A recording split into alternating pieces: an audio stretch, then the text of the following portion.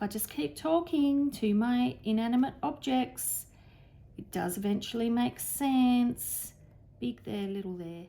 Good morning or good afternoon, wherever you may be, or good evening or good night. This is Jen at Jen's Arty Inclinations, a place to create, share and play. Hello everyone. Now you're going to get a little bit of shine, well quite a bit of shine off this. This is a jelly print that I did where I used some silver and some pink. So I'll try and just get that at a better angle. What I'm doing today is the hashtag 2022 Doodle Challenge. This is a challenge that is hosted by Leigh at Leigh's Art Studio and Julie at Art and Junk Journals with Julie. They are fabulous channels, really talented ladies. We're really lucky this month because they've got extra videos up because of the junk journal in July. So there's lots and lots and lots to watch there. They do lots of junk journaling, but they're wonderful artists. So you'll see lots of different techniques and things that you can really enjoy there.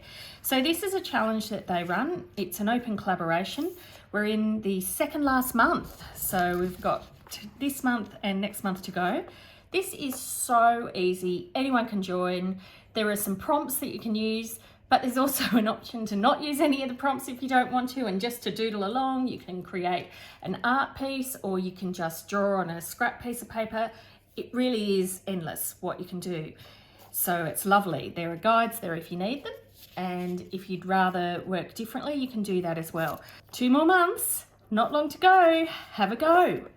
So today, the prompts were straight lines and then insects, so like butterflies and bugs and things, which is really interesting.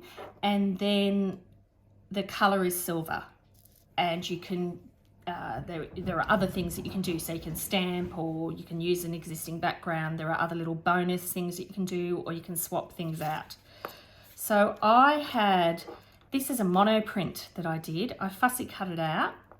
It's just one that I did with an ink pen. So I love doing monoprints. They're fabulous, and there's no skill needed to draw. So that's another bonus. This was just a gel print I had in my stash that I did a while back. So I thought that butterfly and those pinks, I did it with the ink pen as the monoprint, and then did watercolors to color it in. I think they were watercolors. I don't think they were pens. Oh, they might have been brush pens, one or the other. And I thought those colors matched really nicely, and I'd have a go at making this into a little picture. So I'm thinking I'll doodle the straight lines. Alrighty, no idea what I'm going to, how about I stick my butterfly down first? My theory with this is,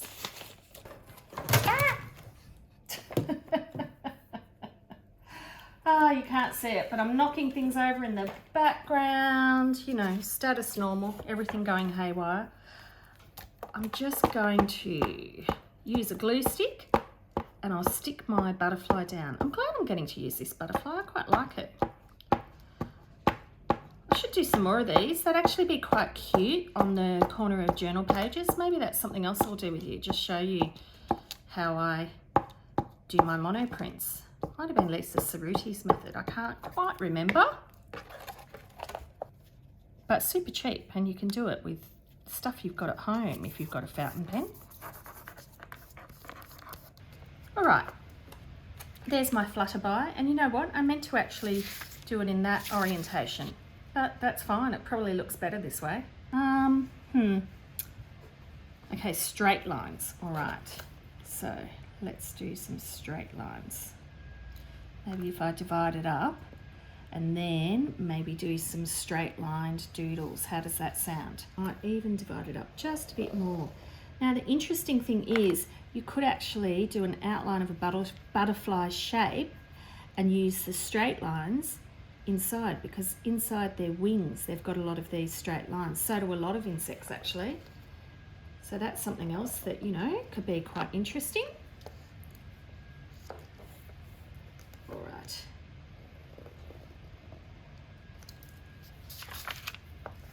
Do some straight lines into here. I'm actually doing this on the day of the doodle challenge. I mean, you can do it obviously all throughout the next month. It's on or after the third Wednesday of the month, but it's nice if you do it when everybody else releases, because it tends to be a little bit easier to find everyone. Sometimes the hashtag doesn't work because sometimes YouTube doesn't like it. So I tend to check back in with Leigh and Julie's channels, because they've also got a playlist where they try and catch everybody who's put the tag in. And when YouTube is playing nicely, they can do that pretty easily. All right, so here we'll add a little bit of texture. Straight lines, think straight lines. I'm just trying to rack my brain and think about all the different straight line kind of doodle shapes that I do. Might do that all in there. There we go. I like this little crisscrossy one. It has a lovely texture and it's terrific to fill. It's really good on page borders, like just finishing off a journal page by putting a little doodle border around the edge. Lovely. I'll be very intrigued as to how this works out. Hopefully my doodling won't mess up my lovely butterfly. I'm really happy with my little butterfly. So I'm thinking the butterfly itself is quite soft, so the hardness of the straight lines and the textures and shadows, hopefully that will look quite cool. But you know, it may not, and that's half the point, I think, of doing challenges, is actually working out what you don't like as well. Go crisscross, crisscross. I'm really not doing this very carefully. I'm just going across, just letting it do its thing. I'm going to really challenge myself to stick to straight lines in my actual doodling, but I find that really hard. My natural bent for doodling tends to, I do lots of straight lines, but it tends to go into curvy lines. Ooh, but you know what? When you do contour lines, you can actually make things look like they're curved. So it looks like they're straight lines, but they're curved. Oh, I know what I'm talking about, but nobody else will. And then, you know what? I might do the what do you call it? Thatching on this one. And again, I feel like that is a busy, you know, really busy little textured doodle bit against this clean aligned one.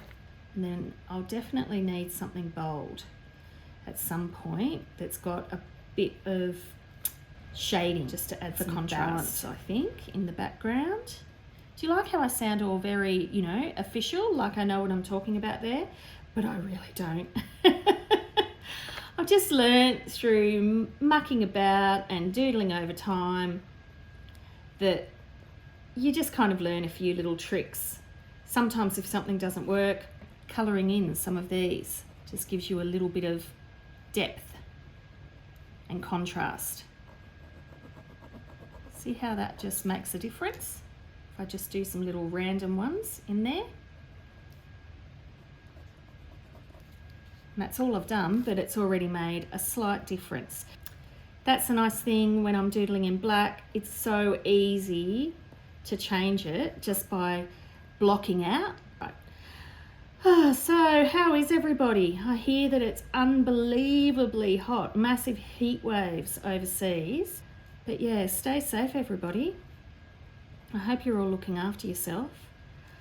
I was reminded when I was thinking about all that, back when, you know, before we had air conditioning, when I was kids, we certainly didn't have air conditioning, and we had some really, really hot days. You know, those terribly hot nights where you just can't sleep. Even a sheet on top of you seems like too much. And all the little tricks that Mum used to do, like she'd have a chair, she'd put a wet towel over the chair. It was a metal kitchen chair, real 70s style it was. And she'd put a wet towel over that chair with a fan behind that, so that when the fan went through the wet towel cooled it, so it was like our own reverse cycle cooling, I guess. Homemade style. Lots of cool flannels around the neck, lots of nice cool foot baths. So yeah, loved doing all of that. My dad was really into face washes. We call them flannels in Australia. Well, some of us do. We also call them face washes, but when I was growing up, they were always flannels. But yeah, Dad always used to go and wash his hands when he came home from work, and he'd get a flannel and he'd always do the back of his neck with a nice cool flannel. And I think that was a wonderful trick. Because yeah, a lot of the places that have the heat waves, they're not set up for it. Okay, this one I am going to go like so. You wait. Wait for it. Wait for it. I'm going to do a big zigzaggy kind of thingamy bob. What's it? Doobie dad. 1, 2, 3, 4, 5. Yeah, I think that'll work. Now I'm going to go this way.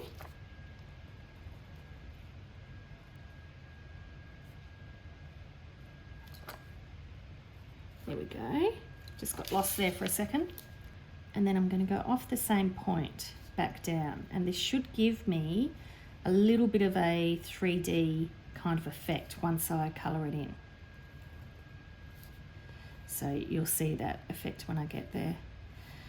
So yeah, and then in Australia, we're really, really cold at the moment. So it's been colder than what we've had, and quickly cold than what we've had in so many years and decades. There we go. I think we need another little one in there. There we go. So now what I shall do is I'll grab maybe that one. I know you can't see what I'm doing. But then I'm just going to colour it in. I'm using the brush pen here because that just helps you cover big spaces. Should I do opposite? No, I'll do the effect where you do it on the same ones. This is a really lovely, bold looking one already, so I feel like that'll give a bit of contrast against my lovely soft butterfly. And hopefully it'll make my butterfly stand out a little bit off the background. That's my theory. As you know, I have lots of theories. This teeny little bit up here. I guess I can always tidy up those edges after if I lose that in doing this. If I lose that crispness of the edge. There we go.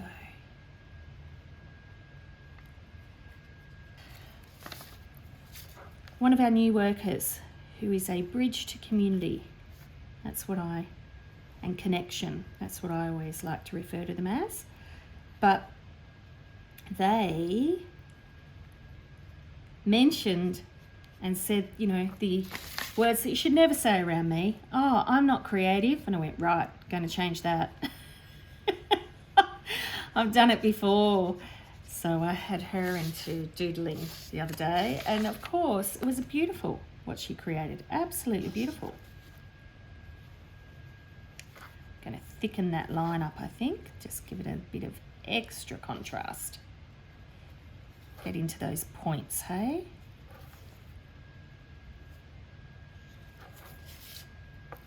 So I love the madness of how this looks 3D, even though I don't think it looks as 3D there because I, you know, got lazy. Now here, why don't we do a bit of a contrast in here as well? Just every second one. Then I might do some more lines in this, but for the time being, just that.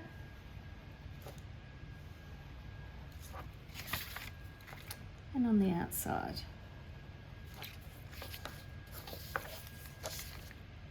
There we go. I'm liking that actually.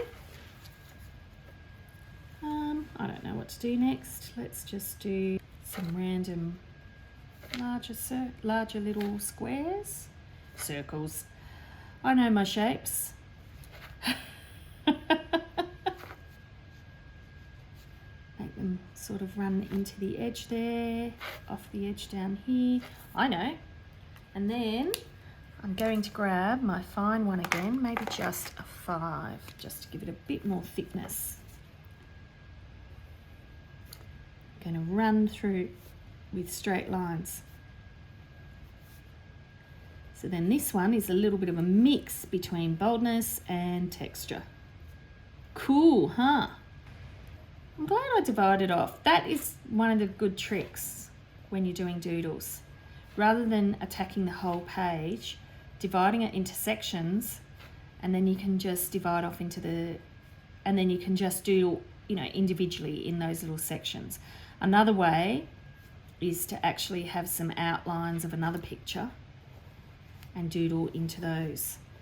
So if I'd started on this butterfly, I might do some flowers, you know, around his head or something. You know, getting a person, putting some flowers in the person's hair, or a lounge room picture and doodling some picture frames on the back wall, that sort of thing. So they don't have to be arty and abstract. They can actually, you know, be proper things. Picture of a person standing up, and then you can draw something in their hand that they're holding. So yeah, I feel like doodling is very free. There are all sorts of theories on what's doodling and what's different kind of methods, but you know, I'm saying let's just play. How's that looking? What do I want to do here? That might work, that might work. This is what I do when I get stuck sometimes. I just look through my other ones that I've done, for want of a better description. So maybe simply little lines up, that might work. I want something a bit groovy and effective. I wonder if I could do this kind of thing in that corner. Let's do it. Let's see how it goes. So that's a long line to there. And then I think, yeah, we'll do it like a triangle. Would that work? Yes, I think it will. Alrighty. So this is one of those things where straight lines almost create curves. See how you got that curve running through there? But I must say it's very hard to do a round and awkward shape like this, but I'm surprised it does seem to be working. So that's a good thing. Which one? So that one, so that one. If I just keep talking to my inanimate objects, it does eventually make sense. Big there, little there, big there, little there, big there, little there.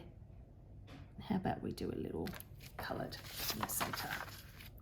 My thicker brush pen again, I'm just going to put a border around the whole thing because I do think this one needs that.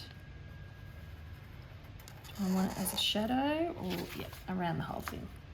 And I might do a border around my butterfly. Let's have a look in a second.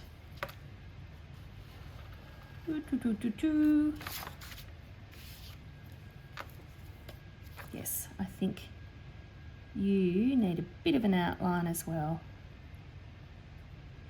There you go.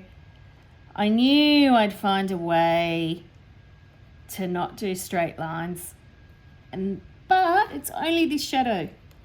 I think I met the challenge that I added for myself, because the challenge itself, you don't have to be that strict, but I just wanted to add challenge for myself.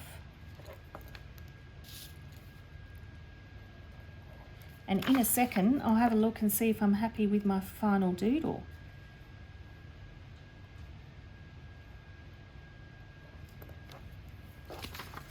And around we go.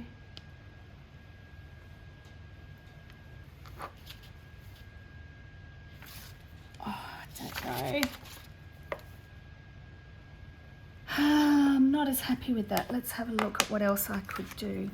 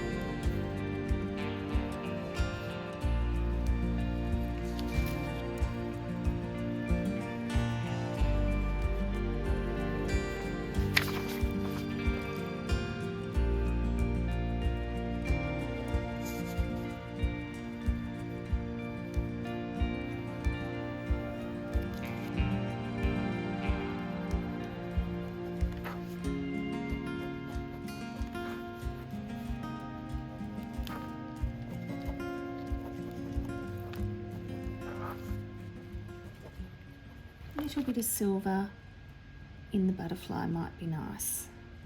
Even though I've got those lovely pinks, just add a couple of spots here and there and see how that looks. Hopefully it won't look rubbish. A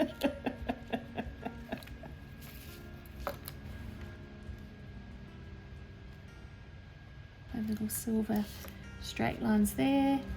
Not sure I'm thrilled about this one. I feel like it needs a little bit of shadow, but I really don't want to lose the effect of the monoprint. So I'm just very, very lightly going through just a couple of sections just to give it a little bit more.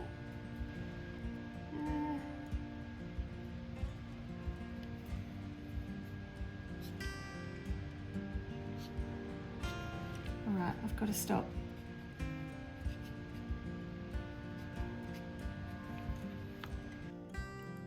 I hope you enjoyed, and I hope you're all playing along at home. If you do have a video up or an Instagram, use the hashtag so I can find you too, and let Julie and Leigh know as well. Bye! Please consider liking or commenting below. And of course, please subscribe if you haven't already. I will see you next time. And in the meantime, keep creating. Enjoy!